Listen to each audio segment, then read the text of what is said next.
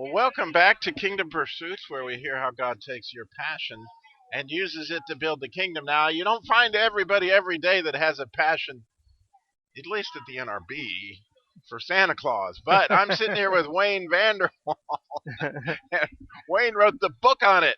It's called The Gospel of Santa Claus, Yes. inspired by a true story of Saint Nicholas. So, welcome, Wayne. How fun! What a neat book, and what a beautiful title. And I'm excited to know, how does a youth pastor from Reno, Nevada, end up writing about Santa Claus? Well, thank you, Robbie, for having me. I'm so excited to be here. And yeah, the story is actually a sad story on how the book came about. It was in the year 2008, and I went through a divorce. And so it was my first holiday season as a single divorced father, too. Single income, disillusioned with the whole, uh, materialism of the season, and just rough times. Family split apart, and just sad times. And so what I set out to do that Christmas season was to learn more about Christmas, more about Santa Claus, more about Saint Nick. I knew there was a connection between Saint Nicholas and Santa Claus, but I really didn't know much about it.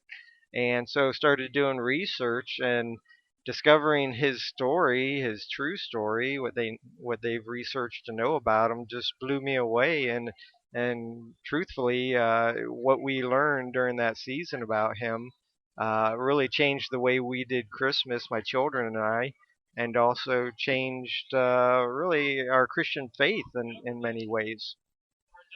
So, you actually were single dadding it sounds like, at Christmas that year. Yeah, yeah. In this book, the you've heard the phrase God brings beauty out of ashes, and that's what He did during that season for us. Yeah. Wow. So, take us there. A little bit of, at least whet the appetite. Of course, you have to go to Amazon to get the whole book. The Gospel of Santa. Is it out yet? Yeah, yeah. It's I have a website, thegospelofsantaclaus.com, and there's a purchase page. It's everywhere, thankfully. I've been real blessed. It's Amazon, Barnes and Noble, Walmart, and on ebook everywhere, and even audiobook. I have a narrator who from out of Hollywood that does voices, and he did a unique voice for every single character in the book. So it's a really fun audio book. But but yeah, so how it changed us. Just some of the highlights of Saint Nick's life was he was born in 270 A.D. So just a couple centuries after Jesus was around. So Christianity was still a very young religion at that point, and he was born in the country called Lycia, which today is Turkey. And so if he was around today, he'd be Turkish. But at that time, it was a Greek culture. So imagine being this young Christian family uh, in a Greek culture, Greek country, ruled with all their Greek gods, ruled by the Roman Empire with all their Roman gods, and then Emperor Diocletian at that time proclaiming himself a god. So very diverse, very unique period of time for Nicholas to be born in. And what's miraculous to me about that is his family was actually wealthy. So to be Christian in that time and period, in that location, and to be wealthy was incredible. Tragically, his parents died when he was young by the plague, and so he inherited their vast fortune. He felt called by God to give it all away to the poor, the sick, and the suffering. And that started his legend and his tradition, the tradition of him being generous and jolly soul as far as all that goes. Right. He went on to become a priest and a bishop in the church, and again, that was during Diocletian's time, Emperor Diocletian, who persecuted Christians and hated them. And so Nicholas was persecuted and was actually imprisoned for 5 years. So Santa Claus has done time in the big house. And a lot of people don't know that, and persecuted for his faith. And so us learning about the tragedy, learning about him. He experienced loss and grief and pain, at such a young age, and then went on to suffer persecution and hate for his faith, and he experienced all that, but yet he overcame it all and got through it all with his faith, the faith in Jesus. He was sold out for Jesus. He loved God, So what and happened? Did he they take his wealth when he was in prison? I'm curious. well, at that point, he had pretty much given it away, and by then, as a priest and bishop, they're living off of people's tithes and offerings to the church. But yeah, just to finish my thought on what happened, with us, just learning how he survived all that and got through it, through with his faith and joy and love, all the fruits of the spirit, love, joy, peace, patience, kindness, and that he is able to suffer through all that, but yet still turn the cheek and be loving and caring and be the person that we know him to be today, as far as that goes. Yeah, yeah. And so yeah, his wealth. Going back to your question, yeah, he was poor at that point. At the point he got out of prison. So do you know Yeah. how old he was when he got out of prison? My guesstimates, I have him in the book in his late 20s, early 30s. It's hard to say specifically when. Uh, Diocletian, well, yeah, he is 30 to 35 basically. Yeah, And so during those 5 years. what happened after that? Well, after that, he got out, and Diocletian uh, had sickness, and so he was actually the first Roman emperor to ever step down from being emperor. They were usually killed, assassinated, or died of old age. And so he is the first one to actually ever step down, and so then it changed hands.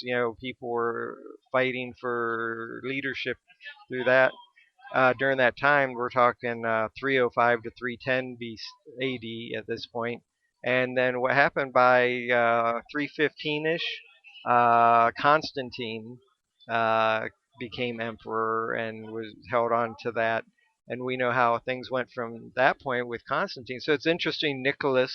His life coincided with Constantine, and during that time, and Constantine's known for uh, creating the Council of Nicaea, however you Right. want to pronounce it, in 325 AD, and he called 300 bishops to get on the same page about the Holy Spirit, about when Easter is going to be, about all these different and very important topics to have the Christian religion consistent throughout, and Nicholas was part of that council, and so he is around with Constantine, and part of Constantine's during Constantine's rule, Christianity became the religion of the Roman Empire, and so Nicholas was a part of all that during that time, which is fascinating. Absolutely. Absolutely fascinating. So you came to the conclusion here in the title of the Gospel of Santa Claus. How do you relate that to the gospel itself? So yeah, it's a little controversial at first when a friend had mentioned that title, and I thought about it along the way too, but let it go because it sounds a bit sacrilegious. But when you break it down, the word gospel means good news, message, and so the gospel good news message of Santa Claus really is the gospel good news message of Saint Nicholas, who we know was sold out for God. And then, so I just liken it to the Gospel of Matthew, Mark, Luke, and John. And it was the good news of Matthew, sharing about Jesus. The good news of John, the Gospel of John, sharing about Jesus. And so the Gospel of Saint Nicholas, or the Santa Claus, who we know, uh, is really the gospel of Jesus, just sharing about who Which Jesus is what, is, what the his plan life of really was. yeah, and Was a and so testimony to that. pardon me. St. Nicholas's life itself was a testimony Yeah, to his his own whole faith. life exactly. If he was here today, sitting here, he'd say, "No, the story is all about Jesus. It's not Right, about St. Nicholas. God exactly. was allowing me to love my culture at the time with Yeah, the gifts that, including wealth, that He'd given me." So, what a beautiful absolutely, story! And so, absolutely. here you've encapsulated for all of us, so we would enjoy the next season. So Yeah, it may be a bit before Christmas this year, but hey, what a cool book to give yeah. as a gift. You Yeah, could go to absolutely. Amazon and get 5 or 6, and then by all means come back and rate it. It's the Gospel of Santa Claus by Wayne Vanderwall. Vanderwall, yeah. Thank you, Wayne. And may I make one comment about the Please. format of the book? Sure. So what I did was one of my pastors mentioned, boy, I'd love it to be like a devotional where I can read to my grandkids. And so what I ended up doing was splitting it up into 30 chapters to be read the 30 days before Christmas. And so starting on November 25th, families, because I'd read to my children before bed. And so that was what I meant to do was to break it up so families can read it together each evening and up So sort of an Advent. a kind of an yeah, exactly, and it goes along with the Advent season also. What a So neat read a way. chapter a night starting November 25th, and it climaxes and it ends on uh, December 25th? December 24th, actually, Christmas Yes. Eve. There you go. And I can count to 30, maybe. no, it's all right. And and then I also added devotions at the end of each chapter for those who want to go a little deeper with the content of each chapter. Wonderful. So yeah, I'm really excited There you about go. it, The and just Gospel of Santa Claus. How yeah, fun. yeah. Again, inspired by the true story of. It took me 7 years to write. I'm a school psychologist, and so I could only had time to write on Christmas, Easter, and summer vacation. So it actually took me 7 years to write. And so during those 7 years was a journey for me, in my own personal walk. I'm And sure. so this book, in a lot of ways, was therapeutic for me and spiritual for me. So there's a lot of personal things that difficulties and joys that translated into the book itself just from my own personal life as well. So yeah, Wonderful. it is a personal book, very It personal. is. Yeah. All right. Thank you, Wayne. Yeah, God thanks bless. thanks so much for having me. I You're appreciate it, welcome. Robbie. Bye bye.